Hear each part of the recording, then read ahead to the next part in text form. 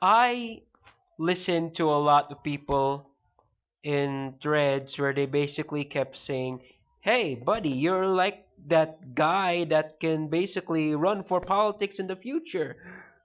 But let's be real here. A country where their society is basically flawed cannot participate in politics whatsoever. Because napapansin ko kasi yung ibang ugali ng Pilipino dyan.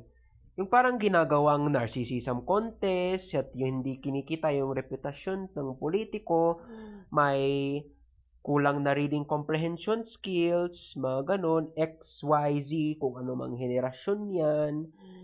At honestly, gusto ko naman na magpresidente kasi inaaral ko yung mga laws natin paminsan-minsan. Pero, I don't know. The best thing I can do right now is spread information across the internet para po sa silent revolution ng ating kababayan.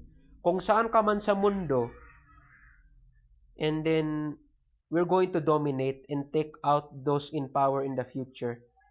Yung mga legit na kurakot dyan. And also, we are coming and going to have to deal with society first before the powerful stuff.